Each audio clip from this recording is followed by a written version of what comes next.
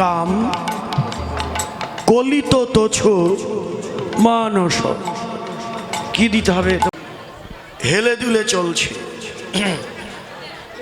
চলতে দিনের দুপুর বেলা তো বসন দিয়ে অঙ্গটা ঢাকলেন, অঙ্গ ঢাকলেন। আর সেই লীলা ব্রজ লীলা মনে করলেন। যখনই ওই লীলা গৌড়ের মনে পড়ল, হ্যাঁ ভালো হচ্ছে, তখন আমার গৌড়ের দেহে সাত্ত্বিক ভাব, কম্প পুলক ঘাম, সরভঙ্গ অনুপম, নয়নেতে জল পরিপূর।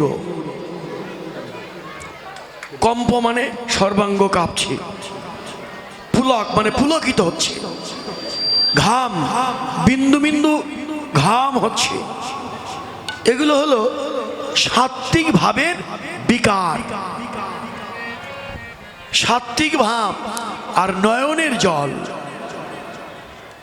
গৌর আমাদের জানিয়ে দিলেন, তিনি তো আচার্য। গৌর হলো আচার্য। আচার্য মানে কি? নিজের আচরণ দিয়ে অপরকে শেখানো।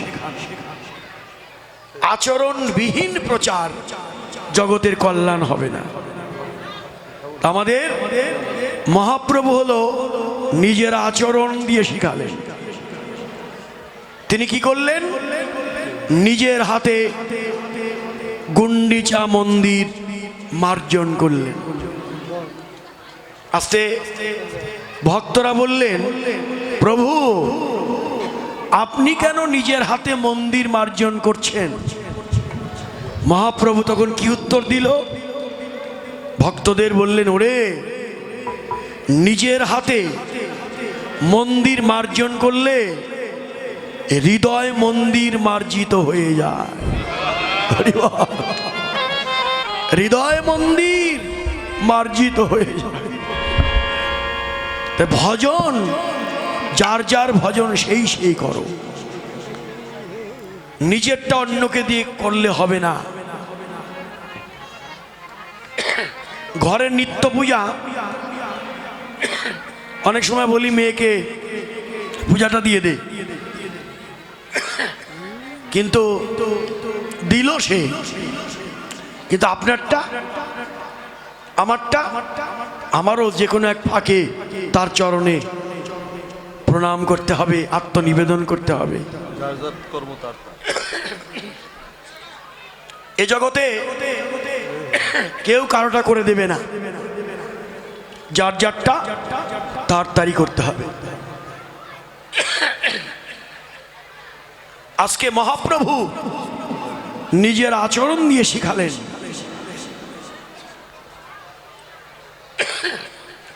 দেখো, তোমরা দেখো, আমাকে দেখো, যে লীলা আস্বাদন করতে করতে আমার কি হলো? সাত্ত্বিক ভাব, সাত্ত্বিক গুণ কম্প হচ্ছে, নয়নের জল, নয়নের মণি, নয়নের তারা ডুবে যাচ্ছে গৌড়ের। তিনি জানিয়ে দিলেন, আমাকে দেখো, তোমরাও যদি এই লীলা স্মরণ করতে করতে তোমাদের দেহে যদি আর কোনো ভাব আসুক বা না আসুক, একটু নয়নের জলও যদি তোমরা ফেলতে পারো। আমাদের তো আর ভাব আসে না। অনেক বৈষ্ণব আপনারাই আছেন, লীলা কীর্তন, নাম কীর্তন বা ভজন করতে করতে শিহরে ওঠে, সর্বাঙ্গ কেঁপে ওঠে, হ্যাঁ, কণ্ঠ গদগদ হয়ে যায়, লম কপগুলো শিহরিয়ে ওঠে। এগুলো আছে। এরকম ভজন যারা পারেন তারা তো এজন্যই আপনি গৌর গোবিন্দ কৃপা লাভ করতে দিলাম। তুই আবার ভজন করে যা। কারণ কি জানে? যতক্ষণ ভজন করে গোবিন্দের কাছে পৌঁছাতে না পারবো ততক্ষণ আসা যাওয়ার যন্ত্রণা আমাদের সবাইকে ভোগ করতে হবে। জন্মিলে মরতে হবে, মরার পরে আবার জন্ম নিতে হবে। এটাই জন্মান্তরবাদ। ভগবানও এই কথাটাই বলেছেন গীতায় যে জাতস্যহি ধ্রুব মৃত্যু ধ্রুবং জন্ম মৃতস্য চ। জন্মিলে মরিতে হবে, আবার মরলেও আবার জন্ম নিতে হবে যদি তুমি গোবিন্দ কৃপা না হয়। হে বৈষ্ণবগণ, হে আমার মায়েরা, আমরা কি আর এই ত্রিতাপ জ্বালা ভোগ করতে চাই? চাই না। আমরা সবাই চাই এ জন্মেই গোবিন্দ তোমার শ্রীচরণের দাসই করে নাও। হ্যাঁ, কিন্তু আমার সে ভাগ্য হবে কিনা জানি না, তবে আমি শুধু এইটুকু চাই, হে বৈষ্ণবগণ মায়েরা, এ জন্মে গোবিন্দ কৃপা হোক বা না হোক, আপনাদের মতো বৈষ্ণবের সঙ্গ পেয়েছি। এই জন্মের পর আবার যদি ভগবান জন্ম দাও, অন্য কোনো জনিতে জন্ম দিও না, আমাকে আবার এই মানব জন্ম দিও, আবার এসে যেন এই ভক্ত সঙ্গ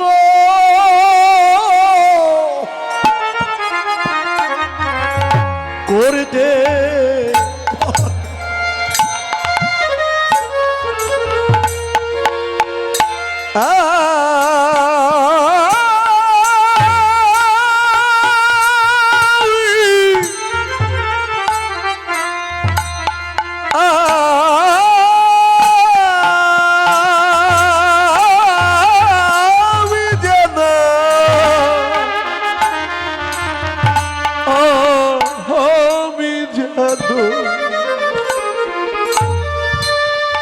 যেন ভক্ত, যেন ভক্ত সঙ্গ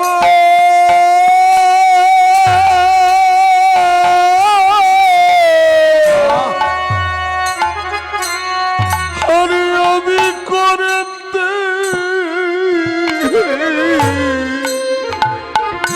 করতে পারি।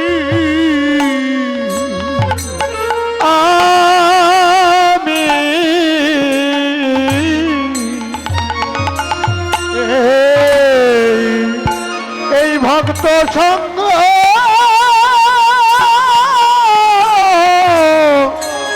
করতে পারি।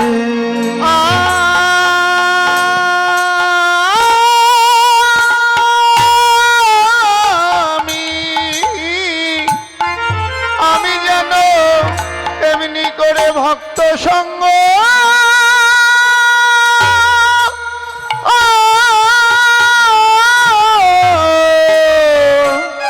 আমি করতে পারি। আবার যদি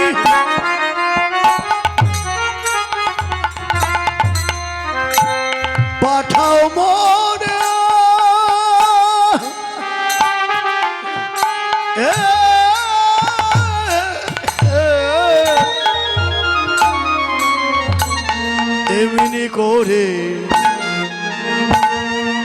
এমনি করে ভক্ত সঙ্গ যেন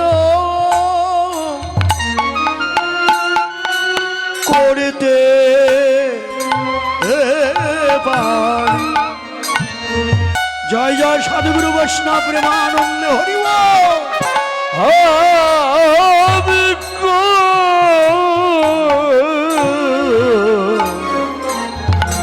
করতে পারি।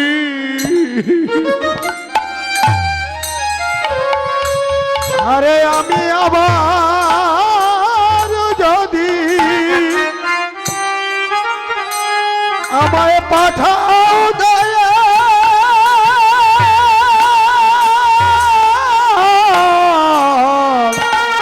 আমি যেন এই ভক্ত সঙ্গ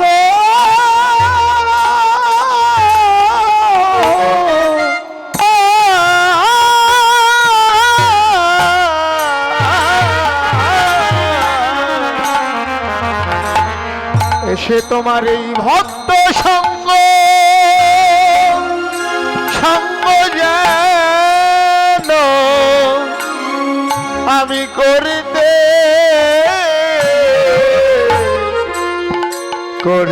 পারি।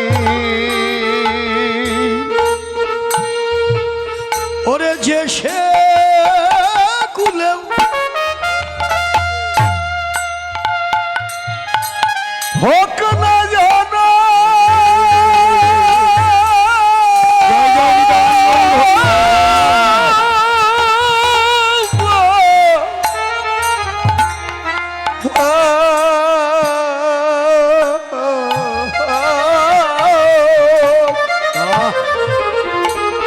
হরি বল।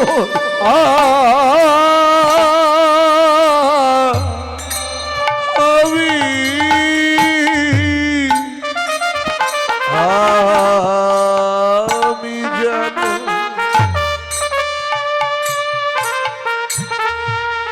যেন ভক্ত আমি ভক্ত সঙ্গ সঙ্গ করতে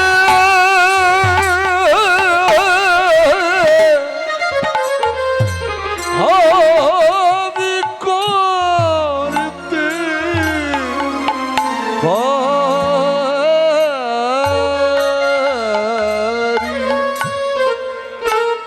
আবার যদি পাঠাও মোরে এ ভব সংসারে একজন কৃষ্ণ ভক্ত মায়ের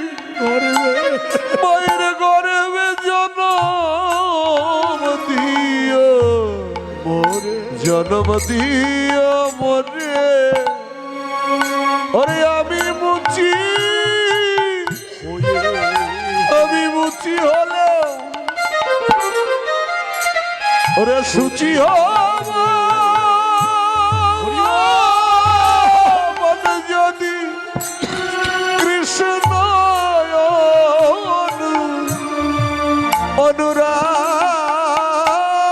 হয় চিরকাল করে দাও ধরা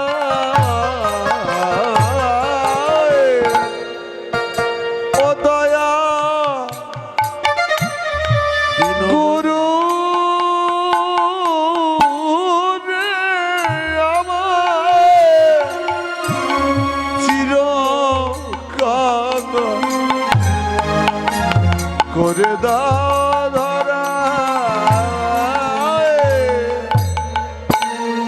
হে বৈষ্ণবগণ, তাহলে আমাদের ভজন করে যেতেই হবে। যদি এ জন্মেই গোবিন্দকে পাই তো ভালো, না হলে আবার অন্য কোনো জনি যেন না পাই। আমি যেন পশু পাখি কীটপতঙ্গ হয়ে না যাই, তাহলে আবার অনেক অনেক পিছিয়ে যাব। জন্ম যদি দিতে চাও আবার মানব জন্ম দিও। ওই ভাবকে কি বলে গেল, আবার যদি পাঠাও মোরে ভব সংসারে একজন কৃষ্ণ ভক্ত মায়ের গর্ভে জন্ম দিও মোরে। আমি যেন আবার এই মানব জন্মটা একজন ভক্তের ঘরে, হ্যাঁ, একটা মা ভক্তিমতী মায়ের গর্ভে যেন জন্ম নিতে পারি। সে জন্ম যে কুলেই হোক, মুচি হোক, যাই হোক, একটু কৃষ্ণ ভক্ত যদি হতে পারি তাহলেই হবে জন্মধন্য। আমার ব্রাহ্মণের হয়েও লাভ নেই, উচ্চ কুলে জন্ম নিয়েও লাভ নেই, যে কুলই হোক, চাই শুধু কৃষ্ণ ভক্ত। কে ভক্তের কাছে যেতে চাই। হ্যাঁ, আজ আমার গৌর এলেন, এসে তিনি কি করলেন, নয়ন জলে ভাসলেন। শুধু তাই নয়, আমার গৌর আরো কি করলেন, বাম্ভুজ হৃদয় বসনে মুখ যাবই, বাম্ভুজ হৃদয় বসনে মুখ যাবই, বাম্ভুজ হৃদয় বসনে মুখ ঝাপই, বাম্ভুজ হৃদয় বসনে মুখ ঝাপই, বাম নয়নে ঘন চায়, বাম নয়নে ঘন চায়, বাম নয়নে ঘন চায় বাম নয়নে ঘন চায় বামা নায়িকা রে বাবা নায়িকা বাবা নায়িকা বাবা নায়িকা নায়িকার শিরোমণি বাবা নায়িকা ওরে নায়িকার শিরোমণি বাবা ও নায়িকা সেই নায়িকার শিরোমণি বাবা নায়িকা আরে নায়িকার শিরোমণি বাবা নায়িকা কিশোরী হয়েছে কিশোরী হয়েছে কিশোরী হয়েছে কিশোরী হয়েছে আমার গৌরী কিশোরী যেন কিশোরী হয়েছে ওর কিশোর যেন কিশোরী হয়েছে এবার গৌর কিশোর যেন কিশোরী হয়েছে ওর কিশোর যেন কিশোরী হয়েছে রাই কিশোরী সরি সরি কিশোরী হয়েছে রায় কিশোরী সরি সরি কিশোরী হয়েছে এবার কিশোরী সরি সরি কিশোরী হয়েছে রায় কিশোরী সরি সরি কিশোরী কিশোরী হলো আর কিশোরী কিশোরী হলো আর কিশোরী কিশোরী হলো বাবা নয়নে ঘন চায় গৌরবার বাবা নয়নে ঘন চায় বামা নায়িকা বামা নায়িকার বাম্য ভাব বামা নায়িকার বাম পা আগে চলে বাম হাত আগে তোলে বাম নয়নে দেখে এটা হলো বামা নায়িকার স্বভাব আজকে আমার গৌর বামা নায়িকার ভাবে বিভোর অর্থাৎ গৌরাজ রাধা ভাবে বিভোর রাধা ভাবে বিভোর হয়ে এই যেন কিশোরী গৌর কিশোর যেন কিশোরী হয়েছে রাই কিশোরী সরি সরি অর্থাৎ রাধারানীকে স্মরণ করতে করতে গৌর কিশোর যেন কিশোরী হয়ে গেছে তাই বাম নয়নে ঘন চায় যখন গৌর বামা নায়িকার ভাবে বিভোর এটা দেখলো কে রাধা মোহন দাস চিত্তে অভিলাষ রাধা মোহন দাস চিতে অভিলাষ ওই রাধা মোহন দাস চিতে অভিলাষ রাধা মোহন দাস চিতে অভিলাষ সই চরণ যেন পাই আর সেই চরণ জন পাই আমি সেই চরণ যেন আর সেই চরণ যেন পাই আজকে কবে বা হবে রে কবে বা হবে রে কবে বা হবে রে ধুলা মাখা গৌর চরণ কবে বা হবে এতে ধুলা মাখা গৌর চরণ কবে বা হবে রে ধুলা মাখা গৌর চরণ আমার ধুলা মাখা গৌর চরণ আমার ভাগ্যে কবে হবে ধুলা মাখা গৌর চরণ আমার ভাগ্যে কবে হবে ধুলা মাখা গৌর চরণ সেই চরণ যেন পাই সেই চরণ যেন পাই বৈষ্ণব কবি বললেন কি গৌরের ধোলা মাখা চরণ যেন পাই গৌরের চরণ যেন পাই কিন্তু কিন্তু হে বৈষ্ণবগণ আমি তো আর গৌরের চরণ পাবার যোগ্য নই আমার নিবেদন ও মা গৌরের চরণ আমি পাই বা না পাই এই ভক্তের চরণ ছাড়া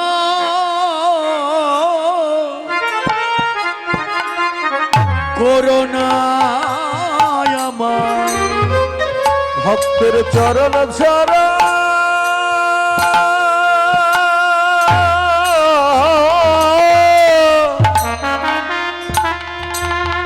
করোনা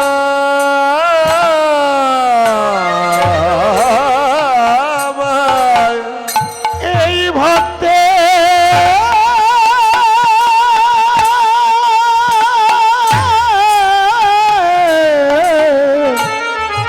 ভক্তের চরণ ছাড়া করোনা এই ভক্তে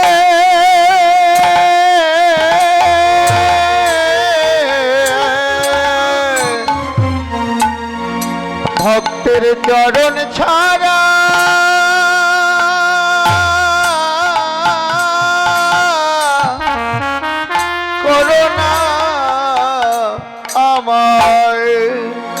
ওরে আমি গৌর চরণ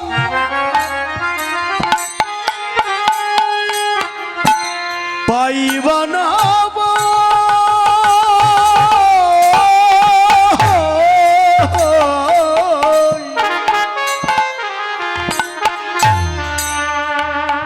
ভক্তের চরণ ছাড়া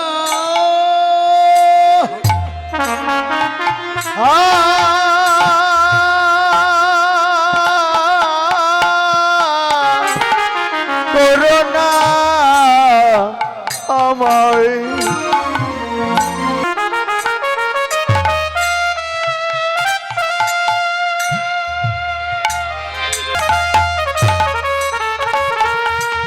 ভক্তের চরণ চরণ ছাড়া আমায় আসুন আমরা এটাই হচ্ছে গৌর চন্দ্রিকা। হ্যাঁ, গৌরের কৃপা নিয়েই আমরা বৃন্দাবন লীলায় যাব। রাধামোহন দাস কি বললেন? রাধামোহন দাসে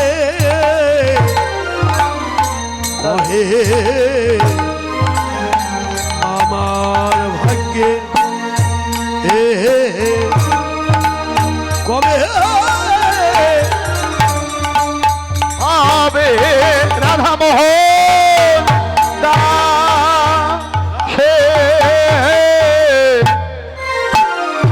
কহে ও আমার ভাগ্যে ও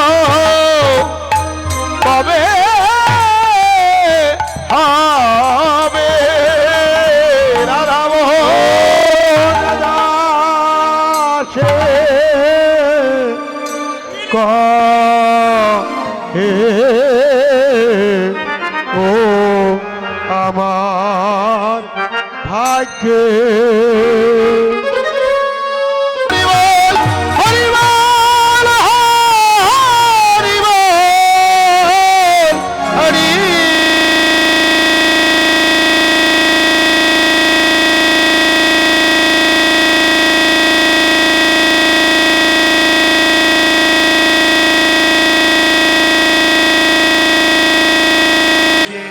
মূল বিষয় আমাদের যে লীলা এখন মধ্যাহ্নকালে ভানু পূজা কানু পূজা।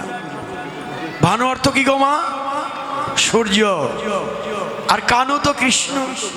তো রাধারানী ভানু পূজার ছলনায় কানু পূজা করবে, এ হলো মূল, বা রাধাকুণ্ডে মিলন হবে। এটাই হচ্ছে আমাদের মূল লীলার বিষয়। তা চলুন আমরা সবাই মিলে স্মরণ করি। রাধারানী আক্ষেপ করলেন। কি আক্ষেপ করলেন? অট্টালিকা ছাদে দাঁড়িয়ে দেখছে যে প্রাণবল্লভ গোঠে চলে যায়। চলে যায় তো রাখালরা হই হই করে চলছে। আর রাধারানী বলল, সখী রে দেখ, সবাই আমার গোবিন্দের হয়ে গেল, আমি একা বঞ্চিতা হলাম। এই আক্ষেপ আক্ষেপ করে সখীর কাছে বললেন, আমি যদি ব্রজে বালক হইতাম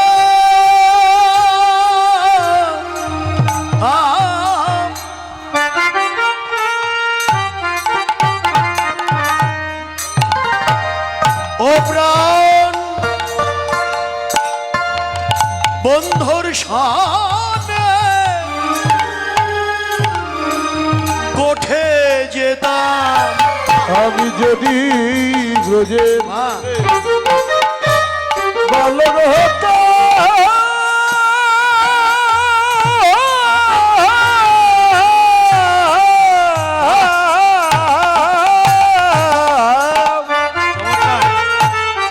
ও প্রাণ বন্ধু ও প্রাণ বন্ধুর সামনে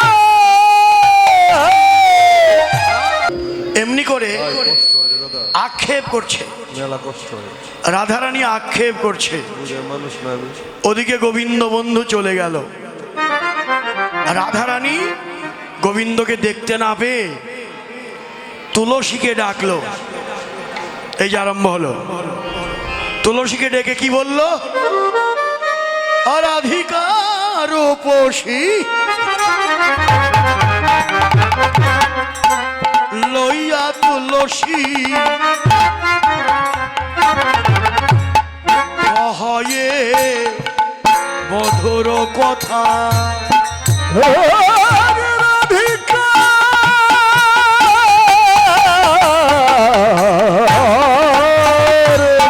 বাবা লইয়া তুলসী কহায় বধুর কথা, ও সেই রাধিকার রূপসী লইয়া তুলসী কহায় বধুর কথা।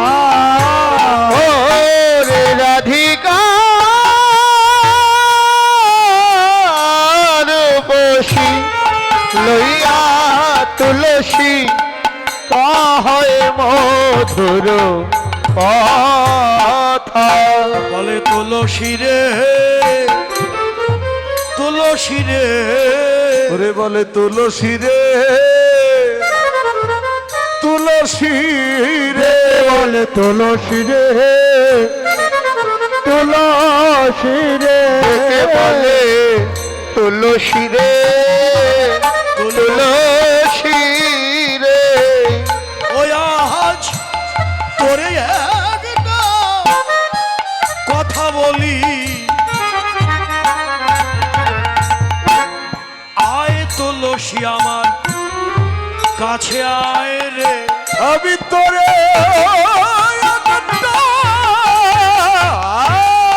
কথা বলি, আয় তুলসী আমার কাছে আয় রে। আজ তোরে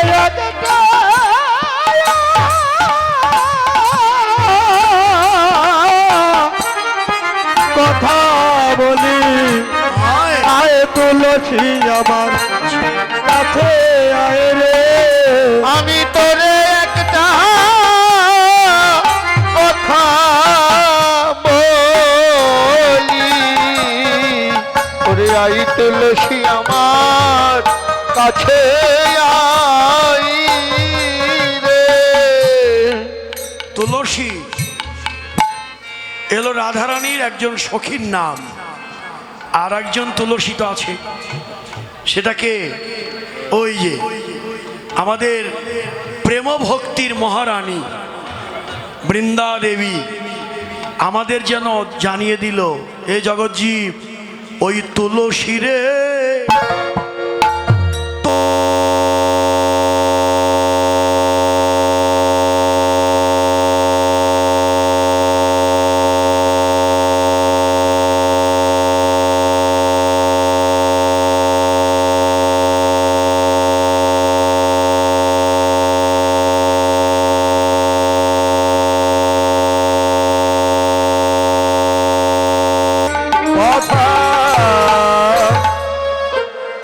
তুলসীকে প্রণাম করো।